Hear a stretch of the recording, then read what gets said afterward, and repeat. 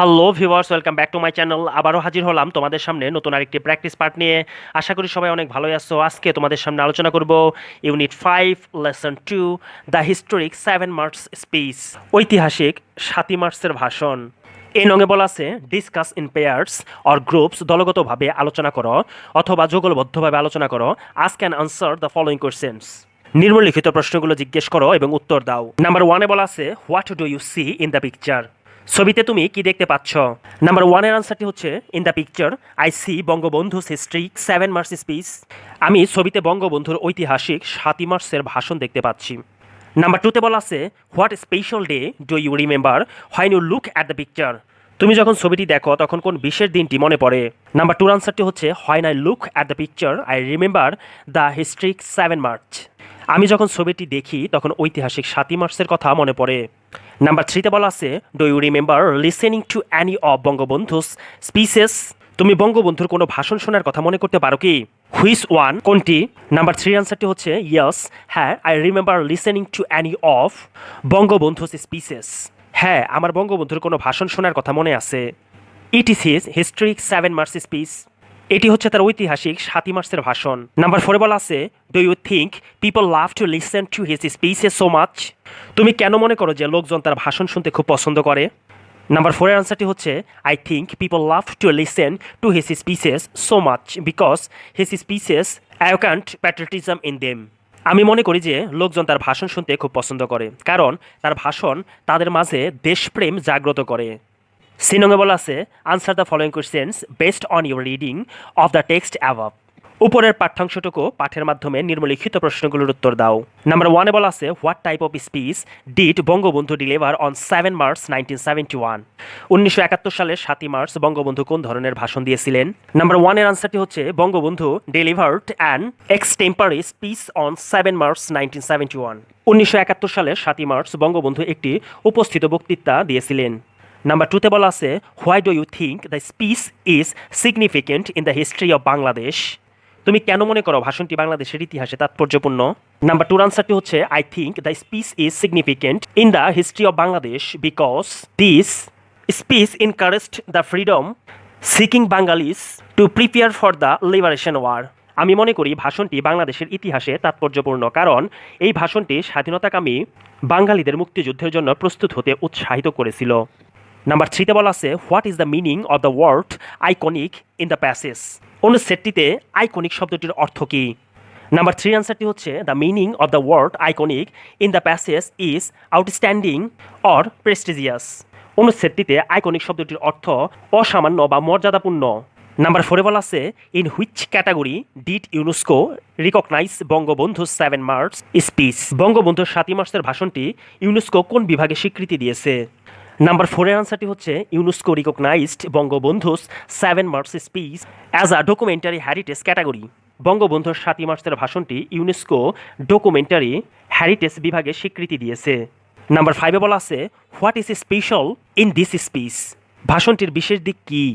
Number 5-এর আনসারটি হচ্ছে the special in this speech is that it was an unwritten speech and this speech inspired Bengalis to prepare for the liberation war, ভাষণটির বিশেষ দিক হলো এটি একটি অলিখিত ভাষণ ছিল এবং ভাষণটি বাঙালিদের মুক্তিযুদ্ধের জন্য প্রস্তুত হতে অনুপ্রাণিত করেছিল। ডিতে বলা আছে see below an extract from Bangabandhu's historic 7 March speech, বঙ্গবন্ধুর 7 মার্চের ভাষণের একটি অংশ নিচে দেখো। To understand what he had said you have to fill in the gaps using the clues given in the box, তিনি কি বলেছিলেন তা বুঝতে তোমাকে বাক্সের দেওয়া ইঙ্গিতগুলো ব্যবহার করে শূন্যস্থান পূরণ করতে হবে। When the gap filling is done read the text allowed, শূন্যস্থান পূরণের পরে পাঠ্যটি জোরে জোরে পড়ো।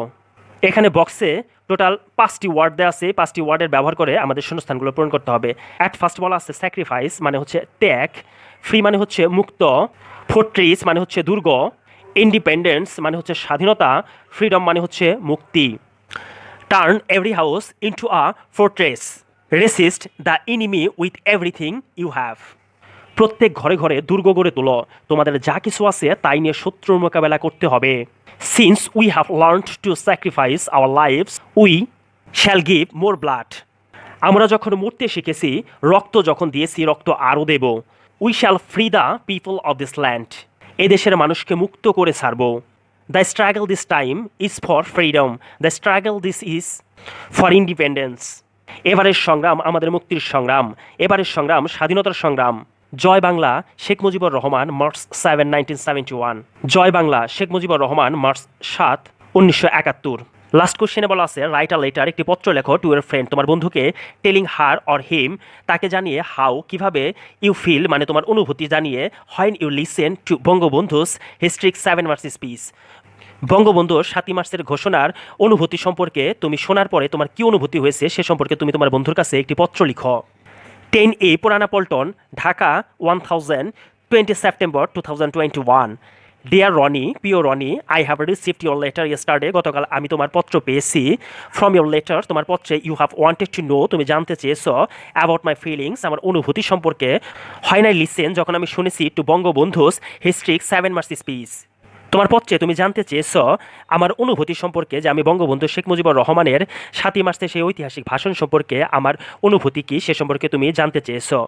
Bangabandhu Sheikh Mujibur Rahman gave this speech on 7 March 1971, Bangabandhu Sheikh Mujibur Rahman 1971 সালের 7 মার্চ এই ঘোষণাটি দিয়েছিলেন at the Ramna racecourse Maidan, Ramna racecourse ময়দানে তিনি এই ভাষণটি দিয়েছিলেন।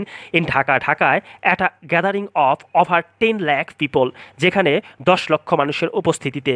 দ্য স্পিচ, ভাষণটি ইন্সপায়ার্ড, উৎসাহ জুগিয়েছিল দ্য বেঙ্গলি পিপল, বাংলার মানুষকে, টু প্রিপেয়ার, প্রস্তুত হতে, for a war of independence, স্বাধীনতা যুদ্ধের জন্য। The 19-minute speech has been recognised by UNESCO as one of the world's most important documentary heritage, 19 মিনিটের ভাষণটি ইউনেস্কো কর্তৃক বিশ্বের অন্যতম গুরুত্বপূর্ণ ডকুমেন্টারি হ্যারিটেজ মানে বিশ্ব প্রামাণ্য ঐতিহ্য হিসেবে স্বীকৃত হয়েছে। নো মোর টুডে, আজ আর নয়, give my regards to your parents, তোমার বাবা মাকে আমার সালাম দিও, লাভ করিম, ভালোবাসার করিম। সো ভিউয়ার্স, আজকে এই পর্যন্তই। নেক্সট আরেকটি প্র্যাকটিস পার্ট নিয়ে তোমাদের সামনে আবারও হাজির হব। সে পর্যন্ত সবাই ভালো থাকবে, সুস্থ থাকবে। যদি ভিডিওগুলো ভালো লেগে থাকে তাহলে অবশ্যই লাইক, কমেন্ট, শেয়ার এবং সাবস্ক্রাইব করে পাশেই থাকবে। Till then, bye by.